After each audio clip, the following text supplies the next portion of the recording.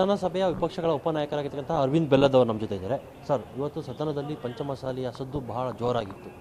Speaker ಅವರ ನಡೆಗೆ ಸಹ ನಿಮ್ಮ ವಿಪಕ್ಷಗಳು ತೀವ್ರವಾಗಿ ಆಕ್ಷೇಪವನ್ನು ವ್ಯಕ್ತಪಡಿಸಿದೆ. ಏನು ನೋಡಿರಿ, ಸ್ಪೀಕರ್ ಐತಲ್ಲ, ಅವರು ಕಾಂಗ್ರೆಸ್ ಪಕ್ಷದ ಕಾರ್ಯಕರ್ತರ ಟೈಪ್ ಬಿಹೇವ್ ಮಾಡ್ತಾ ಇದ್ದಾರೆ. ಕಾಂಗ್ರೆಸ್ ಪಕ್ಷದ ಕಾರ್ಯಕರ್ತರು ಇರ್ಬೋದು, ಅವರು ಪಕ್ಷದ ಹೊರಗೆ, ವಿಧಾನಸಭೆ ಹೊರಗೆ. ಇಲ್ಲೇ ಆ ಸ್ಪೀಕರ್ ಸ್ಥಾನದಲ್ಲಿ ಕುಂತಾಗ ಅವರು ಸ್ಪೀಕರ್ ಆಗಿ ಕೆಲಸ ಮಾಡಬೇಕಾಗ್ತದೆ, ಪಕ್ಷಾತೀತವಾಗಿ ಅವರು ಕೆಲಸ ಮಾಡಬೇಕಾಗ್ತದೆ, ನ್ಯಾಯಯುತವಾಗಿ ಕೆಲಸ ಮಾಡಬೇಕು.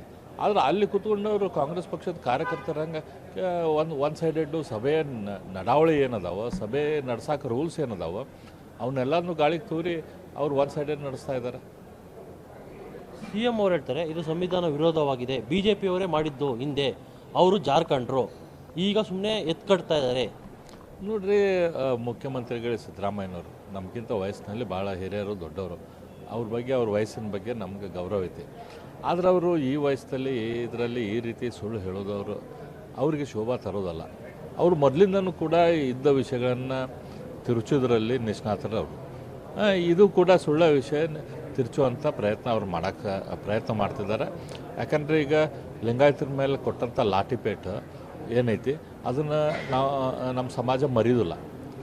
ಹಾಗಾಗಿ ಅದನ್ನು ಡೈವರ್ಷನ್ ಮಾಡೋಕ್ಕೆ ಈ ರೀತಿ ಬೇರೆ ಬೇರೆ ಏನೋ ಕಥೆಗಳನ್ನ ಅವರು ಸಿದ್ದರಾಮಯ್ಯರು ಹೇಳೋ ಪ್ರಯತ್ನ ಮಾಡ್ತಾಯಿದ್ದಾರೆ. 10,000 ಜನ ಬಂದು ಸುಮ್ಮನೆ ಕೂತ್ಕೋಬೇಕಾ ಕೈ ಕಿತ್ಕೊಂಡು? ಏನು ಮಾತಾಡ್ತಾರೆ ಅವರು? ಹೋಮ್ ಮಿನಿಸ್ಟರ್ ಆದವರು ಏನು ಮೂತು ಕೊಡಬೇಕಾ ಅಂತ ಕೇಳ್ತಾರೆ. ಅಂದರೆ ಲಾಠಿ ಕೊಡಬೇಕಾ? ಈಗ ಹಿಂದೆ ಬೆಂಗಳೂರಲ್ಲಿ 10 ಲಕ್ಷ ಜನ ಪಂಚಮಸಾಲಿ ಸಮಾವೇಶ ಆಯಿತು, ಲಿಂಗಾಯತ್ ಪಂಚಮಸಾಲಿ ಸಮಾವೇಶ. ಆವಾಗ ಸರ್ಕಾರ ಅದನ್ನು ಸರಿಯಾಗಿ ನಿಭಾಯಿಸ್ತಲ್ಲ. ಇದೇ ಸುವರ್ಣಸೌಧದ ಮುಂದೆ ಸುಮಾರು 1.5 ಲಕ್ಷ 2 ಲಕ್ಷ ಜನ ಕೂಡ್ತು. ಆವಾಗೂ ಕೂಡ ಸರ್ಕಾರ ಅದನ್ನು ಒಳ್ಳೆ ರೀತಿಯಿಂದ ನಿಭಾಯಿಸ್ತಲ್ಲ ಬೊಮ್ಮಾಯಿ ಸರ್ಕಾರ. ಈಗ ಮೊನ್ನೆ 10,000 ಇದ್ದಿದ್ದಲ್ಲ, ಸುಮಾರು 50,000 ಜನ ಇತ್ತಲ್ಲ. 50,000 ಜನ ಇದ್ದಾಗ ಅದನ್ನು ಏನಿದೆ, ಅದು ನೋವು ಏನಿದೆ, ಸಮಾಜದ ನೋವು ಏನೈತಿ, ಅದಕ್ಕೆ ಸ್ಪಂದಿಸುವಂಥ ಕೆಲಸ ಮಾಡಬೇಕು. ಅದನ್ನು ಬಿಟ್ಟು ನಾವು ಲಾಠಿ ತೊಗೊಂಡು ಹೊಡಿತೇವೆ ಅಂತಂದ್ರೆ RSS ಮತ್ತು ಚಡ್ಡಿಗಳ ಸೋಂಕು ತಗಲಿದೆ. ನೋಡಿರಿ, ಅವ್ರಿಗೇನು ಮಾಡೋಕ್ಕೆ ಕೆಲಸ ಇಲ್ಲ, ಏನಿಲ್ಲ. ಸುಮ್ಮನೆ ಹಂಗಾಗಿ ರಾಷ್ಟ್ರ ಕಟ್ಟುವಂಥ ಕೆಲಸ ಮಾಡುತ್ತಿರುವಂಥ RSSನ್ನು ಇಲ್ಲಿ ತೊಗೊಂಬರುವಂಥ ಯಾವುದೇ ರೀತಿಯ ಅವ್ರಿಗೆ ಕಿಮ್ಮತ್ತಿಲ್ಲ.